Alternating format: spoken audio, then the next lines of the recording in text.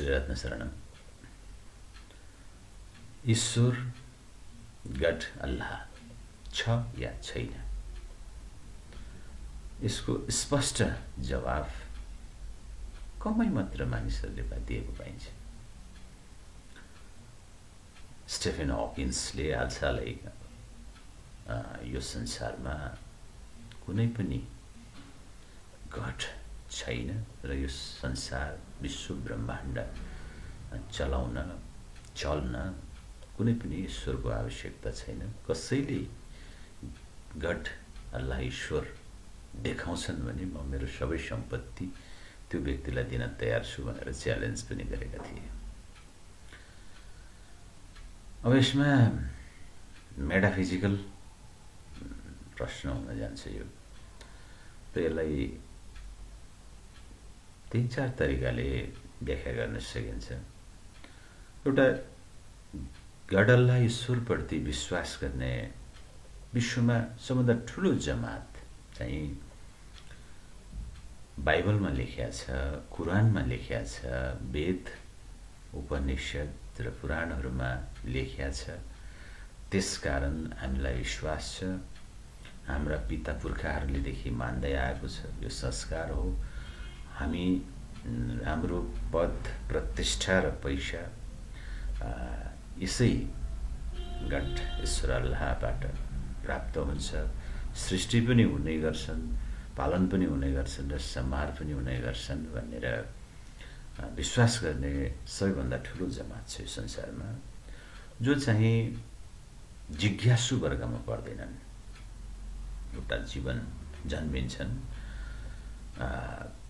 जवान हुन्छन्, विवाह गर्छन्, पैसा कमाउँछन्, खान्छन्, दुःख सुख भोग्छन् अनि जान्छन्। उनीहरूलाई यो संसारको विषयमा म को हुँ, म किन आएँ, मेरो उद्देश्य के हो, त्योसँग सरोकार हुँदैन।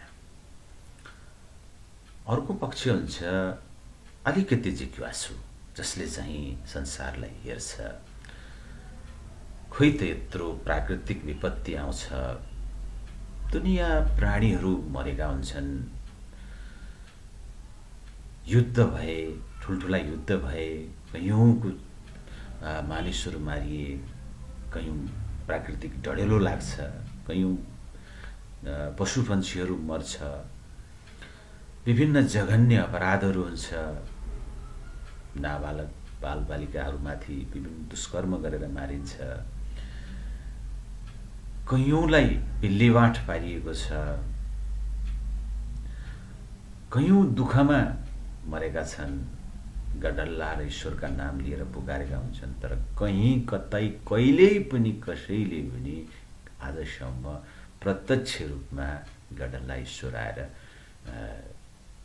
कसैको सहयोग गरेको पाएको छैन भने त्यस्तालाई किन मान्ने?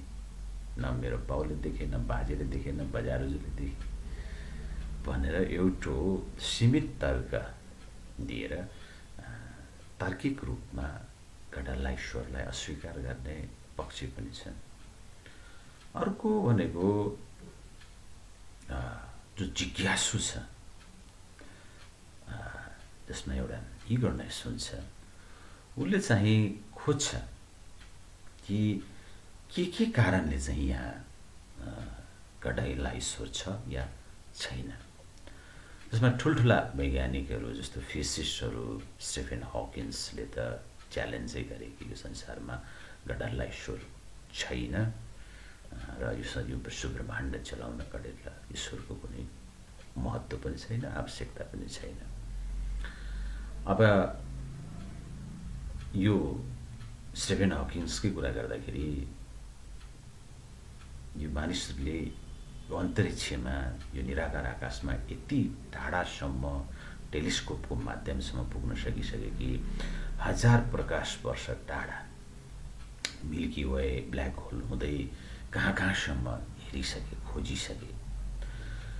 अब प्रकाश वर्षको कुरा गर्दाखेरि यहाँनिर बुझ्नुपर्छ, यो एउटा दूरी हो। प्रकाश वर्ष अर्थात् लाइट इयरको अर्थ बुझ्दाखेरि 1 मिनटमा एउटा प्रकाश अथवा लाइट प्रकाशले कति दूरी पार गर्छ भन्दा 18 किलोमिटर 18 करोड किलोमिटर चाहिँ दूरी पार गर्छ 1 मिनेटमा एउटा प्रकाशले। भने अब त्यो 1 घण्टामा कति दूरी पार गर्ला, 1 दिनमा कति दूरी पार गर्ला, 1 महिनामा कति दूरी पार गर्ला, 1 वर्षमा कति दूरी पार गर्ला। 1 वर्षमा त्यो प्रकाश पुग्नका लागि जति समय लाग्छ जुन ठाउँमा जुन दूरीमा त्यसलाई 1 प्रकाश वर्ष भनिन्छ। भने त्यस्तो 100 हैन 1000 प्रकाश वर्ष टाढासम्म पनि वैज्ञानिकहरूले चाहिँ नि खोजिसके हेरिसके त्यहाँ कतै कुनै पनि रूपमा ईश्वर गडल्ला भेटेका छैनन्। यता बायोलोजिस्टहरूले मानिसको शरीरभित्र अथवा किरा फट्याङ्ग्रा पशु पन्छीको शरीरभित्र एउटा कलेजो मुटु रक्त धमनी त्यसपछि टिस्यु सेल हुँदै त्यहाँभित्र रहेका मिनरल्सहरू विभिन्न चिजहरू हुँदै एटम्सदेखि इलेक्ट्रोन प्रोटोन्स हुँदै अब क्वाक्ससम्म पनि पुगिसके त्यहाँ पनि कहीँ कतै गडल्ला ईश्वर भेटेका छैनन्। अब यही आधारमा चाहिँ नि खोजीको रूपमा रहँदै पनि स्पष्ट गत पनि छैन, स्पष्ट अल्लाह पनि छैन, स्पष्ट चाहिँ ईश्वर पनि छैन पनि नभन्ने र दोधारे पारामा एउटा विचार राखेर मानिसहरूलाई रणभुल्लामा पार्ने विद्वानहरू इतिहासमा धेरै छन्। मा त झन् त्यस्ता विद्वानहरू अत्यन्त धेरै मात्रामा पाइन्छ। अब यसरी कहीँ कतै कुनै रूपमा पनि नभेट्ने मसिनो मसिनो पार्टिकल्सको रूपमा पनि नभेट्ने, कणमा पनि नभेट्ने, अणुहरूमा नभेट्ने र अब अर्को पक्ष छ के भने फेरि अर्को तर्क दिन्छन् होइन हामी नै भगवान बनाउने, हामी नै चाहिँ चित्र कोर्ने, हामी नै मूर्ति बनाउने, हामी नै के अरे मन्दिर बनाउने, हामीले नै लगेर चाहिँ मूर्ति राख्ने अनि हामी त्यहीँ पूजा गर्ने अनि फेरि त्यहीँ पूजा गरिसकेपछि फेरि हामीलाई नै चाहिँ फल प्राप्तिको आशा गर्ने, त्यही मन्दिरमा चाहिँ ढाकाढाली हुँदा चोरी हुँदा पनि त्यो मन्दिरमा कोही भगवान ईश्वर नआउने भनेर अघि जस्तै तर्क दिनेहरू पनि पाइन्छ। तर के हो त वास्तवमा ईश्वर यो गडल्ला छ या छैन? स्पष्ट कुरो तथागत भगवान गौतम बुद्धले चाहिँ अलिक घुमाउरो पाराले तर स्पष्ट रूपमा के भन्नुभएको छ भने यो ईश्वर छ या छैन भन्ने प्रश्नको उत्तर कस्तो त भन्दा यो जरुरी छ छैन त्यो कुरा हो। मलाई जीवनदेखि निवानसम्मको यात्रामा एउटा मान्छेको जीवनदेखि निवानसम्मको यात्रामा जन्मदेखि निवानसम्मको यात्रामा ईश्वरको आवश्यकता छ कि छैन? जब छैन भने त्यो चिजको चाहिने विषयमा विवाद गरेर समय किन फैला फाल्नु भन्ने स्पष्ट जवाब तथागतबाट भएको पाइन्छ। र यसलाई नागसेन भन्तेबाट यो मिलिन्द नागसेन, मिलिन्द राजा र नागसेनको प्रश्न उत्तरको क्रममा चाहिँ नागसेनले मिलिन्द चाहिँ राजाले नागसेनलाई यही प्रश्न गर्दाखेरि नागसेनले चाहिँ मिलिन्द राजाको अगाडि एउटा गोलाकार कोर्नुभयो र भन्नुभयो ल भन्नुहोस् त यो संसारमा यहाँ कहाँबाट सृष्टि सुरु हुन्छ? यो गोलाकारमा कहीँ पनि सृष्टि छैन। अनि यो सृष्टिको मध्य यो गोलाकारमा कहाँ हुन्छ देखाउन सक्नुहुन्छ महाराज? त्यसको मध्य पनि छैन। अब यो सृष्टिको अन्त्य कहाँ हुन्छ यो गोलाकारमा कहीँ देखाउन सक्नुहुन्छ महाराज? त्यो पनि छैन। अर्थात् यो विश्व ब्रह्माण्डको न त कहिले सृष्टि भयो न यसको आदि छ, न यसको कहिले मध्य हुन्छ, न त यसको कहिले अन्त्य हुन्छ। यो एउटा चक्र हो, यो निरन्तर चलिरहेछ। लाख करोड अर्ब खर्ब नील संख्य पद्म यो असंख्य वर्षदेखि चलिरहेको छ। त्यही चक्रबाट फुत्केर जाने अवस्थालाई निब्बान भन्ने हो।